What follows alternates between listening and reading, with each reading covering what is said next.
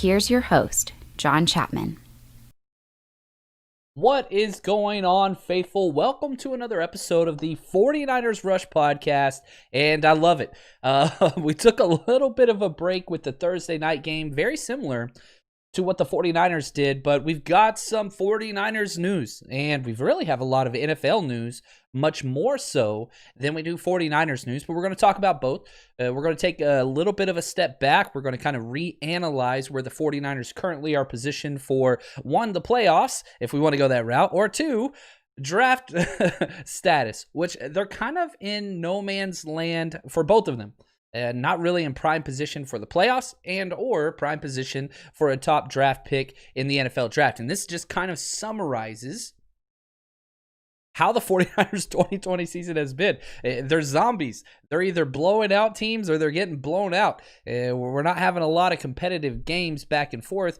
Obviously, the injuries and, everything else, the freaking COVID losing 3 offensive starters the day before a game, all that kind of different stuff, whatever else. But a lot of stuff to talk about, good and bad. And yeah, I'm seeing, hope there's some good news. There is some good news, and shout out to the Countdown crew, which is representing rather well. Freaking love it. Lots of people showing up there. I like that. So let's get into some positives. Got to start off talking about Richard Sherman. Richard Sherman is back, kind of. They activated his 21-day practice window, which is huge because we've lost Richard Sherman since week 2. He's been out since week 2. And we were told, initially it was going to be right at 3 weeks. Then he had some setbacks. He had to do some extra injections. The walking boot continued to be a problem. It was a major issue. But now he is finally back to practicing. And Richard Sherman said that he is aiming for this week versus the Saints.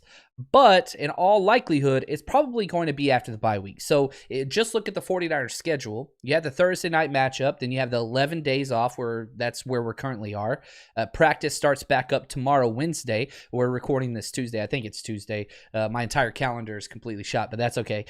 So it's Tuesday today. The first practice will be tomorrow, Wednesday. So then they play the Saints this Sunday. And then you have a bye week. 14 days off. And it is so needed. After that 14-day break, then you have the Rams. You travel to Los Angeles, quick trip, which, pretty excited for the 49ers to play for the very first time in their new second home stadium. I wish I could be there, but it is what it is. That's probably when Richard Sherman's going to be back. I really do doubt that why rush him back this week versus the Saints? Yeah, you want him out there, but he's older. You want to be 100%. So pay attention. My guess is it's going to be, limited practice. And they don't even have to say if he was a limited participant or not, because whenever a player, per the new CBA rules, whenever a player is still on IR, which Richard Sherman technically is, he's not under the same classification of all other participants. You have to turn in who practiced and who didn't, but not if they're on the IR.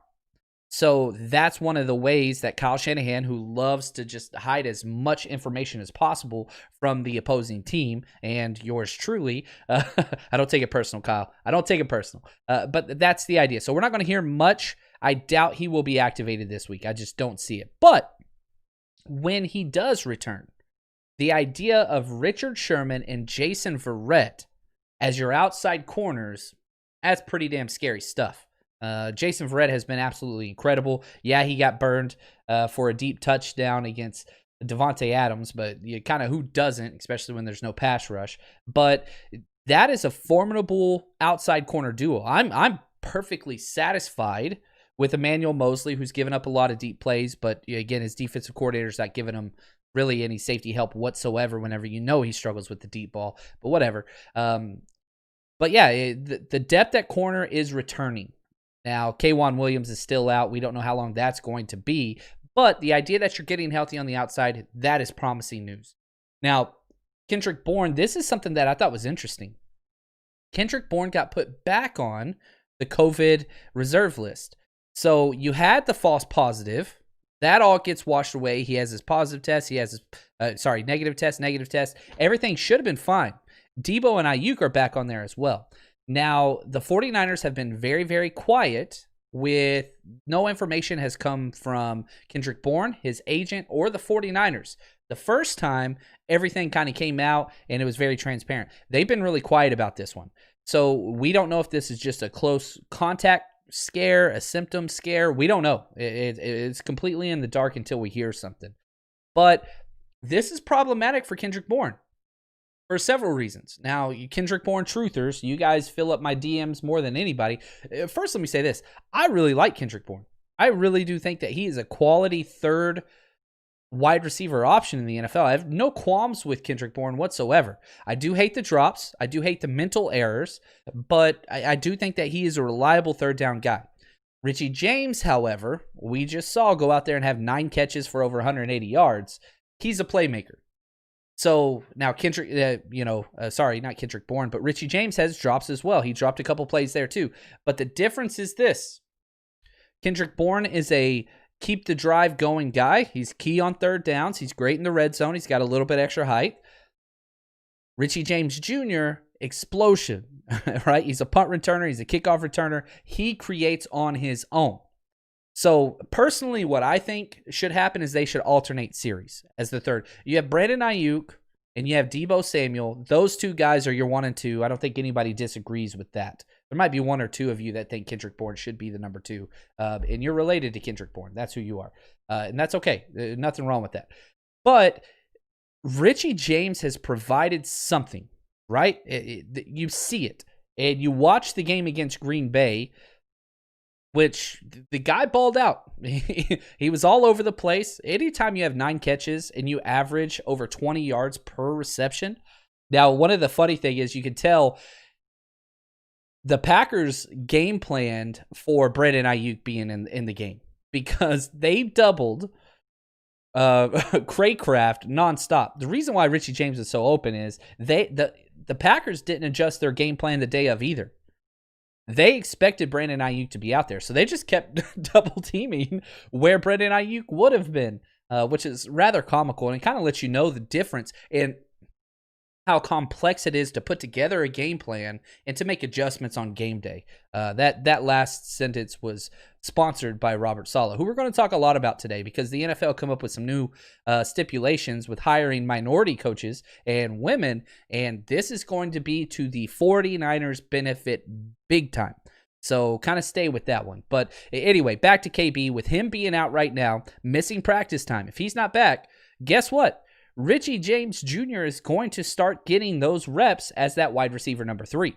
And the longer he is there, the longer it's going to kind of fit in and say, hey, this is a fit. I hope they go to alternating series between the two. Obviously, that's KB's job to lose. I don't think Richie has taken it from him. But you have to work Richie James into the schedule. You have to. 100. You don't have a choice. Let's see here from MK Green. He says, what's up, John? What's up, brother? What do you predict the quarterback situation to look like going forward into 2021? Man, that's the question of the hour. Everybody, if you're on 49ers Twitter, it's all about quarterbacks and only about quarterbacks. You got your Jimmy G truthers. You've got your draft guys that love, Zach Wilson out of BYU. I don't think that you're going to be in a position to get one of the top 3 quarterback options. Obviously, Trevor Lawrence will go number 1 no matter what. Justin Fields, Trey Lance, those guys. Again, I like Trey Lance as my number 2 personally, currently, but I haven't gotten into film yet. Obviously, if you guys know me, once the football season ends for the 49ers, I dive as heavy into film as possible. Last year, I think we graded 173 players where we watched at least 3 full game tapes on. I do put a lot of the draft stuff up on my Patreon as well. I do about half and half. I share half of them with YouTube and half with Patreon, which I will have both of the breakdowns up in the next 2 days for the Packers week, the offense and defense, every single offense and defensive play broken down from end zone view, all 2020 view, all those things. I've tried to take a break because, man, I was losing my mind, doing a little too much sometimes, but I absolutely do like this, kind of where we're at currently. Now, here's an awesome freaking Dr. Blocktopus. That is just an awesome name. John, what are your thoughts on Buckner's recent comments about being traded? Yeah, it kind of hurt whenever you read it. DeForest Buckner is incredible. Nobody dislikes DeForest Buckner. Now, whenever his agent met with John Lynch at the Combine, the question was posed to the agent, hey, we'd like to get something worked out. And John Lynch said, sure, what are your thoughts on it? And the agent's response was, it better have a 2 in front of it, meaning $20 million per year.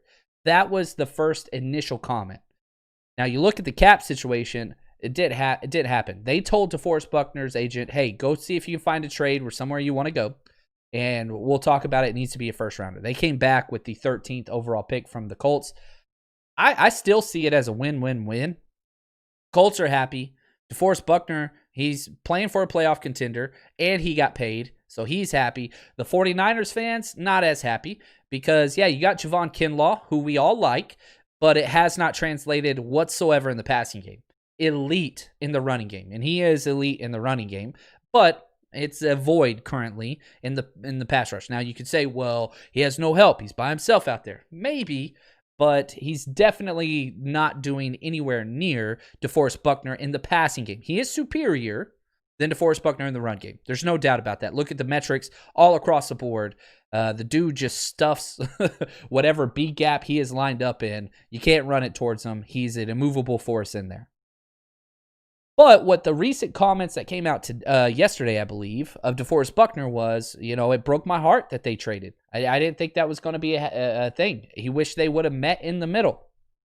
You get that type of return, and that's easy for him to say now, but don't send your agent to him saying it better have a 2 in front of it.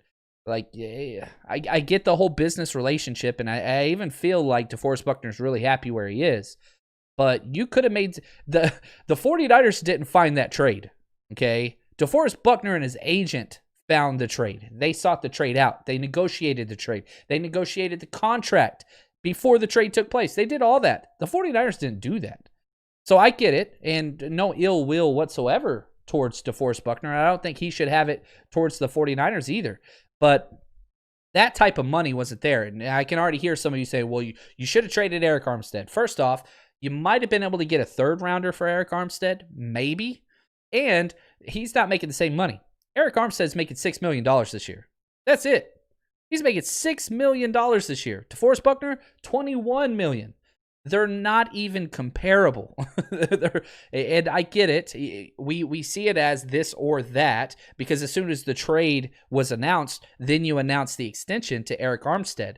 But again, the deal for Eric Armstead, people are like, oh, he's making 16. No, he's not. No, he's not. You look at his deal, he's not making 16 million. He's making like 6 million this year. I think it's 10 million next year, and that's it. Then after that, it's up to 20 mil, but they're going to renegotiate that.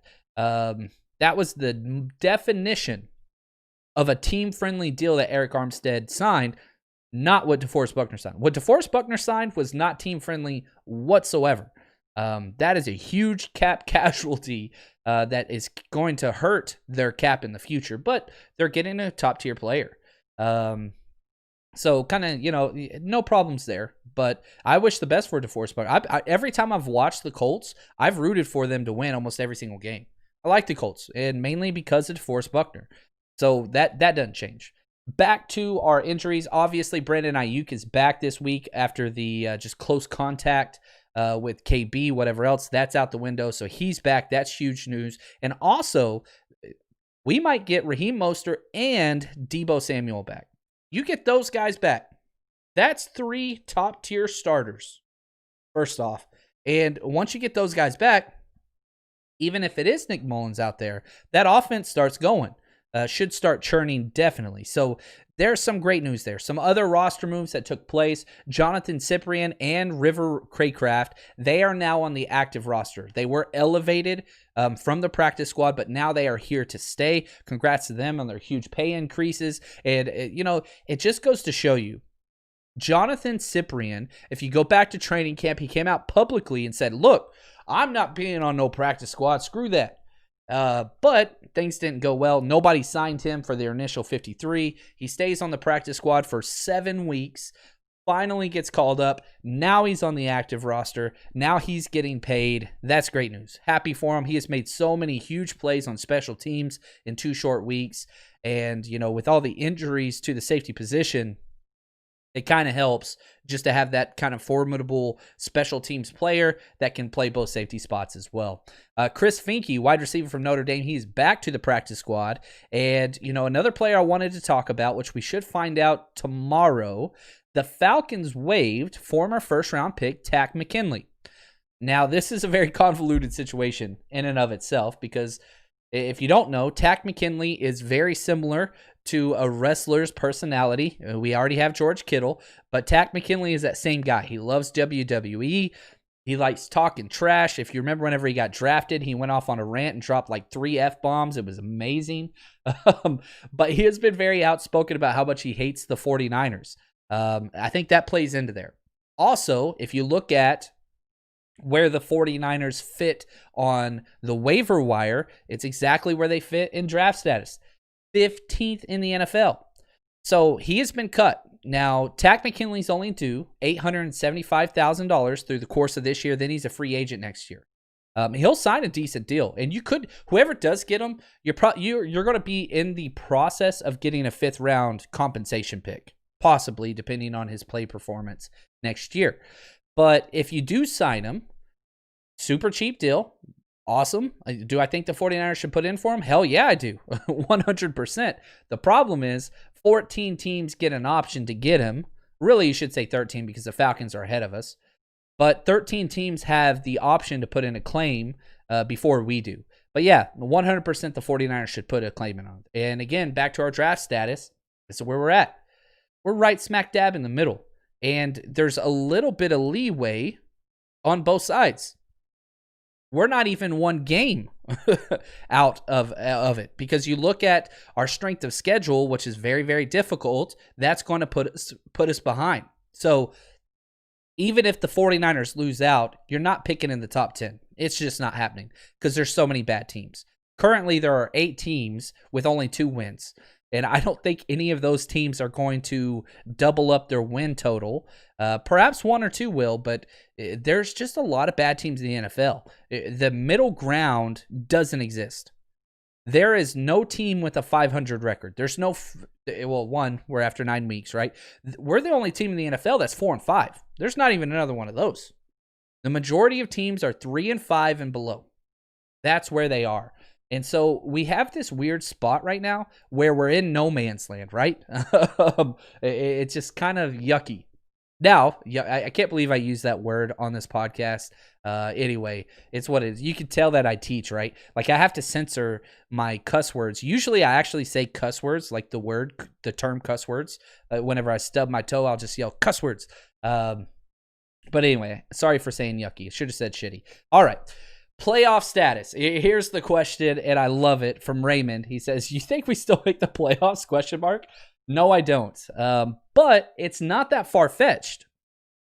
The 49ers are currently 9th in the NFC in playoff pecking order, and we're not out that far. We're really, really not. We're 1 game back from the Bears for the 8th seed. We're a game and a half back against the Rams and the Cardinals, who we get to play both teams again. Now, to make this even more, I guess, I don't know, Alice in Wonderland-ish, the NFL today met and unanimously approved a contingency plan for COVID-19. So with our current situation, 14 teams will be making the playoffs. That's where we are now. 7 from each conference. This is a brand new playoff format that we've never had before. Only 1 team gets a bye. Currently, we're out of that format. However, if the NFL is forced to cancel games, that could change. Approved today, just literally an hour ago. Now what will happen is, if the NFL is forced to cancel games that have direct playoff implications or playoff seeding, what they will do is 16-team playoff and no bye weeks.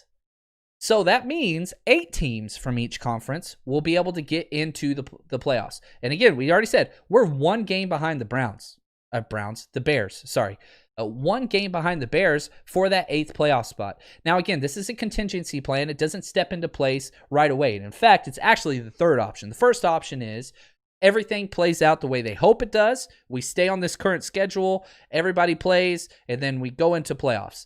Plan B is if you have to have teams cancel, you make it a week 18. You delete the week between the NFC and AFC championship and the Super Bowl. Usually there's a 2-week buffer there. You delete one of those weeks and just bump all the playoffs back 1 week. That's the second option.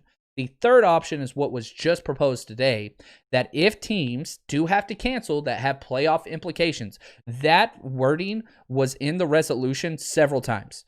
So, for example, if the Jets and the Giants are playing and they have to cancel that, nobody cares. Just throw that in the trash, and you're welcome for not having to watch crappy football.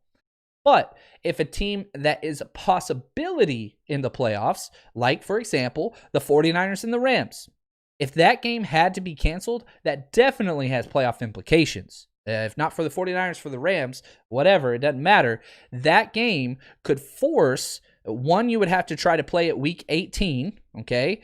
And then, but if it still didn't work out, then you would move on to plan C. So it's still a little far-fetched, but it is in the future.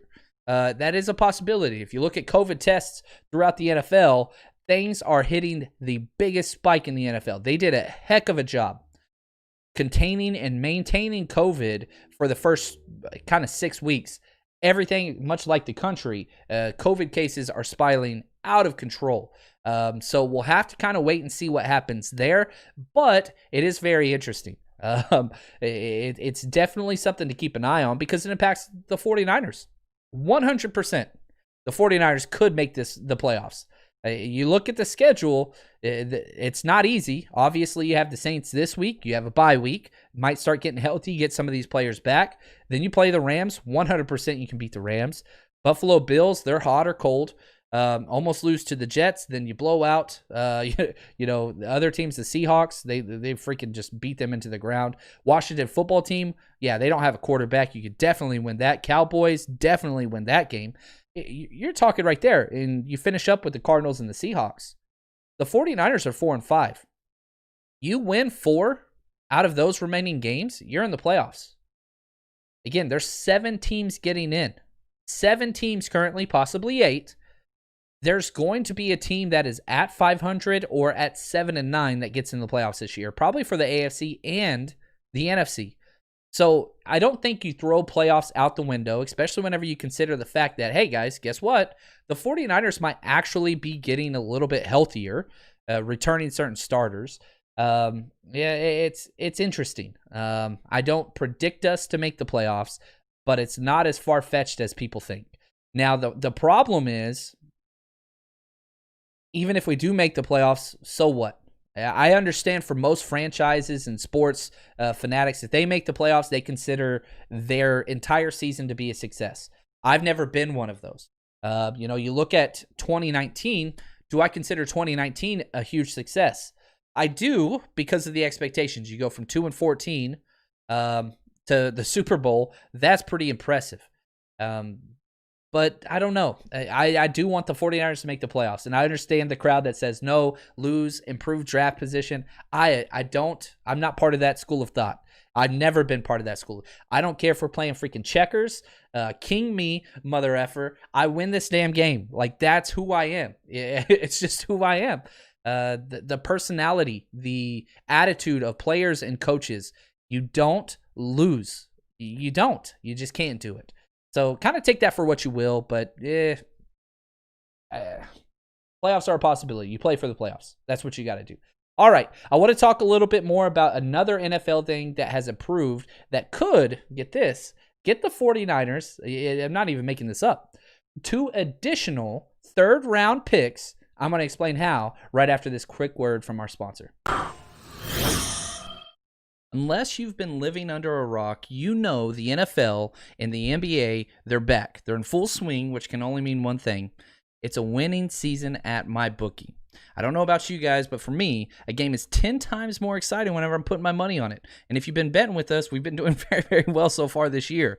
So stick with us. Bet on it. Use all the knowledge that we have, and let's be successful. And here's the deal. Right now, they have $100,000. You heard me. $100,000 super contest for only $10 entry. $10. You can win all that money. They're giving away $5,000 in cash prizes every 4 weeks. You would be crazy not to jump in there with all your knowledge. $10 to win thousands. Sign me up. You too can make up and sign up at MyBookie. And here's the deal. Use promo code 49ers, 49ERS, to claim your 100% deposit match all the way up to $1,000. That means you put in $100, they're going to give you $100. Rollovers will be included in that. And if you have questions, please call their customer service. They'll help you with that.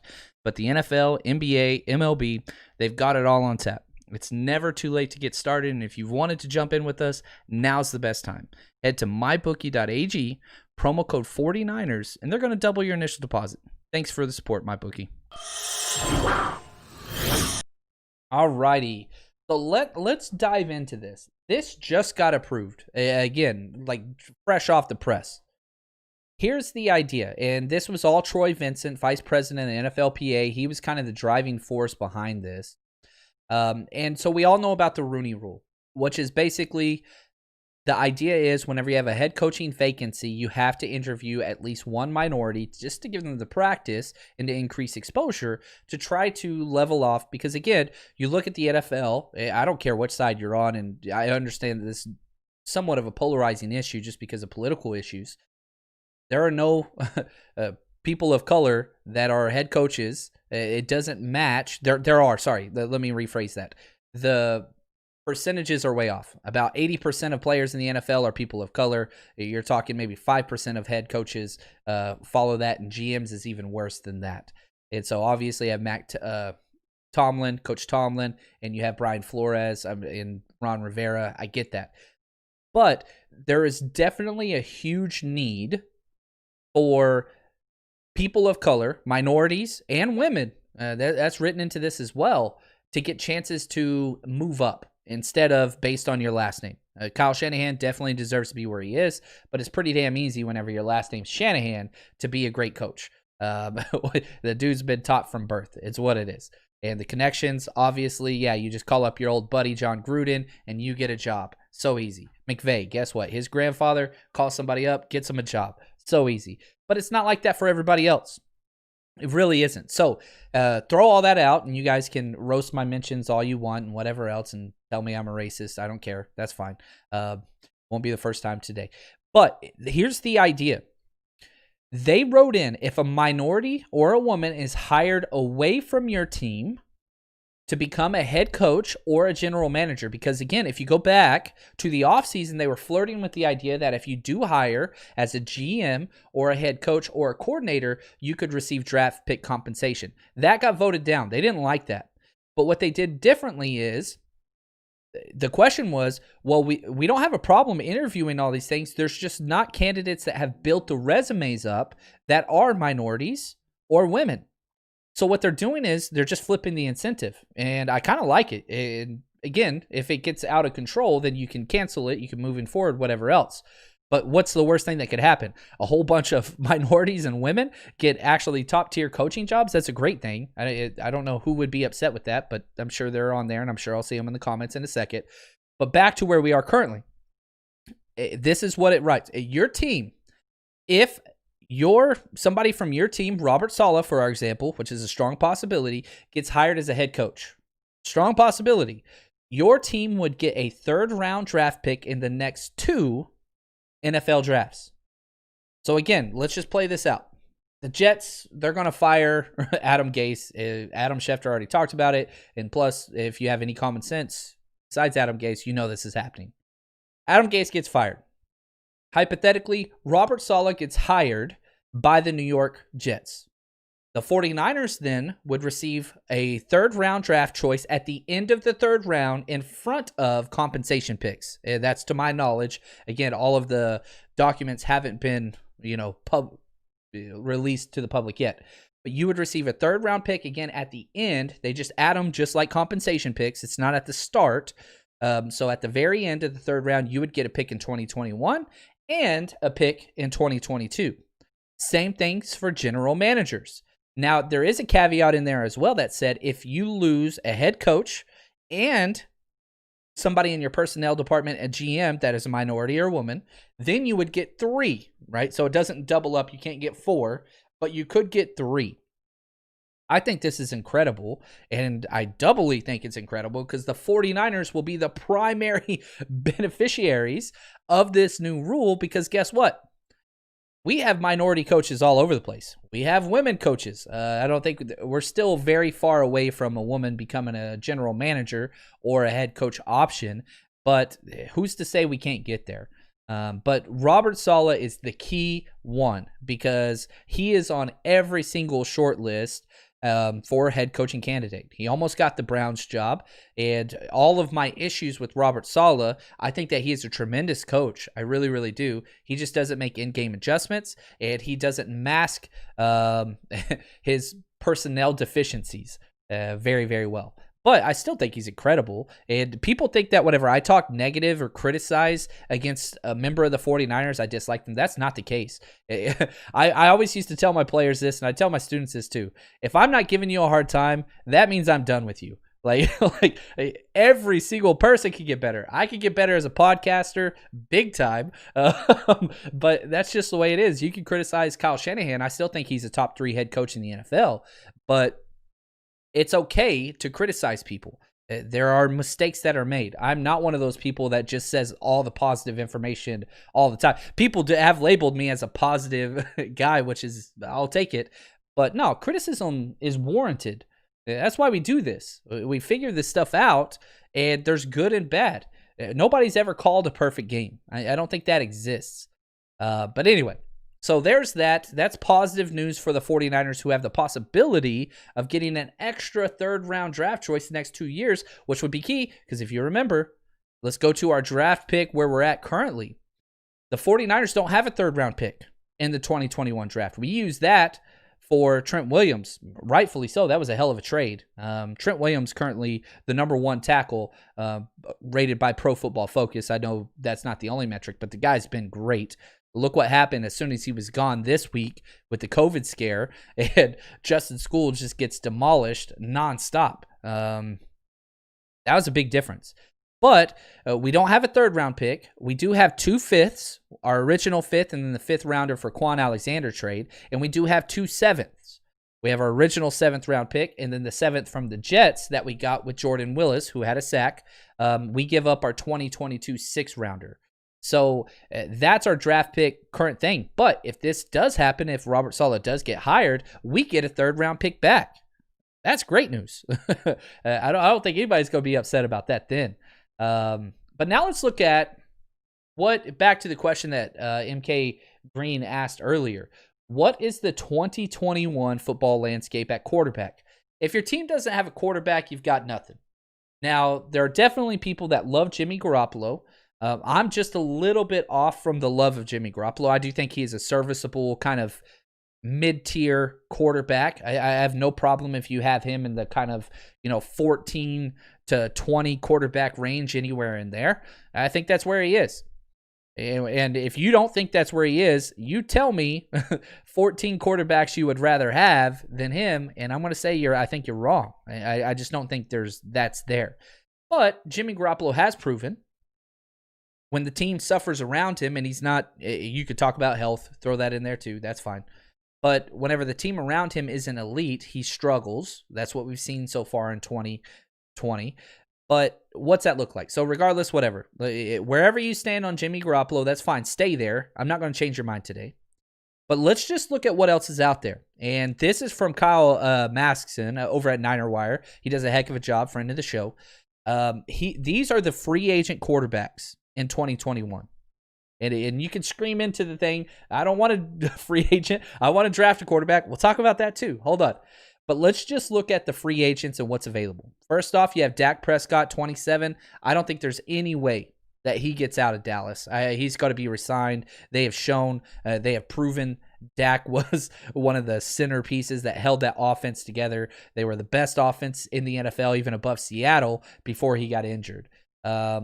Cam Newton, he's 31. Heck no, we have seen that. Don't want that. Jacoby Brissett, 27. I think he'd be a really good fit, but again, does he have that ceiling play? Absolutely not. He doesn't. Phillip Rivers, 38.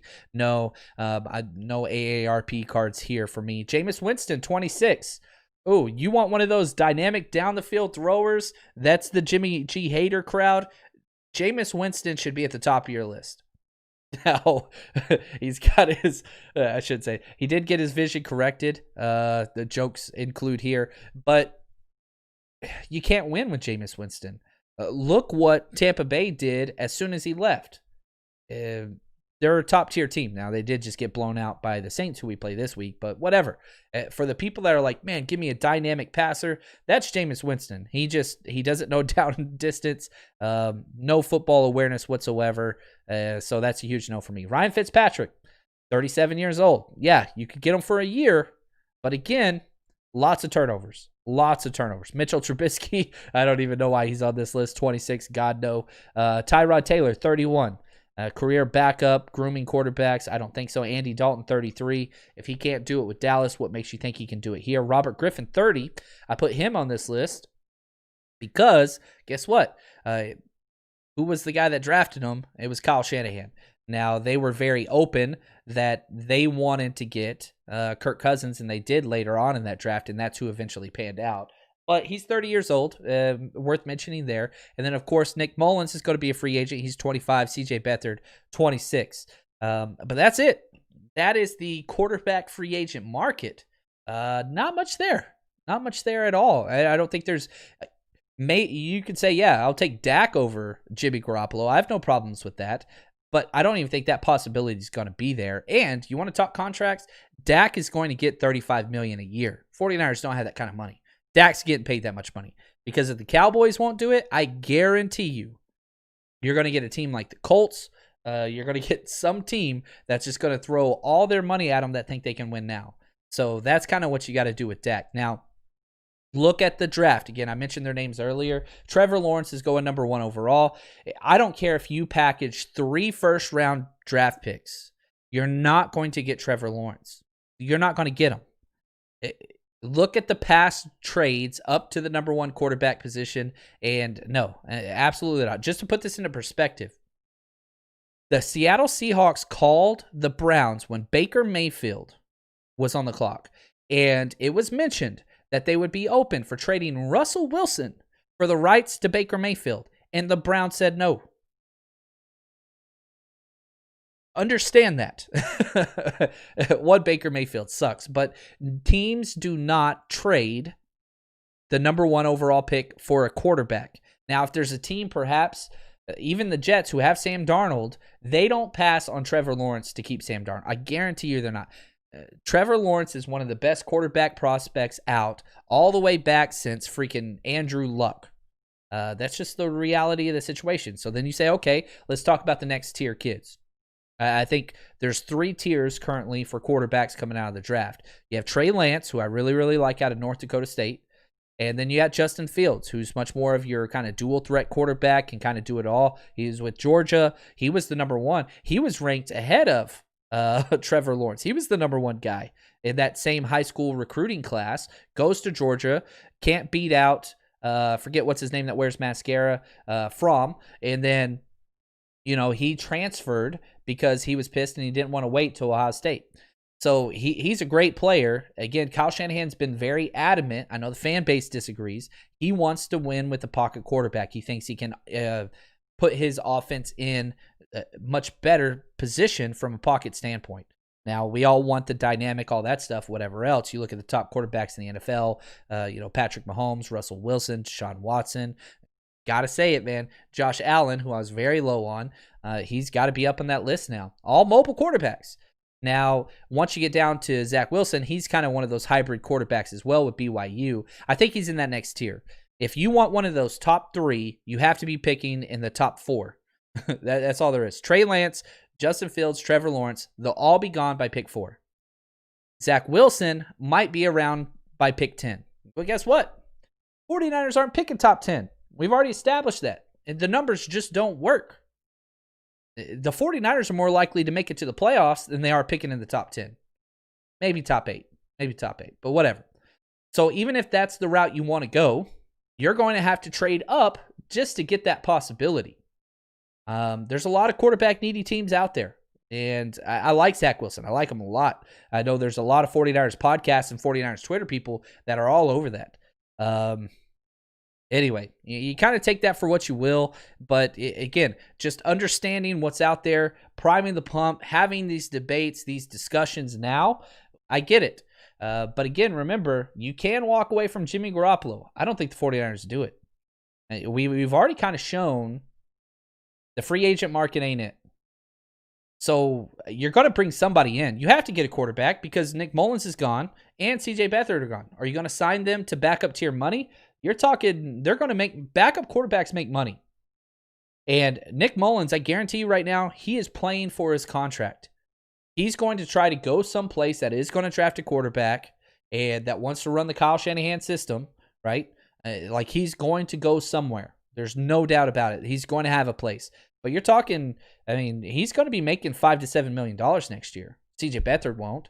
But Nick Mullins has that option out there on the table. And if you're one of those people that says, no, there's no way, go look what the Raiders are paying their backup quarterback. Go look at what Colt McCoy makes. Go look at these guys. Backup quarterbacks cost money. And if they can run your system, they get paid. That's all there is to it. Nick Mullins has proven he's a capable backup quarterback that can step in and go 500 if everything around him is going well. So we'll have to see what happens. So the 49ers are going to draft a quarterback. I think that's going to happen. But how high, right? So even if you keep Jimmy Garoppolo, they're drafting a quarterback. Now, it probably won't be in the first round, but lots of stuff to look through. And we'll keep diving into this. I appreciate all the questions. I'm not going to be able to answer them all today. I'm going to have to jump off here. I know it's a little bit of a shorter episode. But I do want to say we've got a lot of stuff coming up. A huge game this week. And we have a bye week coming up, which the 49ers need so freaking bad. We're going to do some different stuff over the bye week with this podcast. Dive into some salary cap stuff. All kinds of different stuff. But I want to say thank you. Appreciate all the support. You guys are incredible. And as always, stay strong, faithful.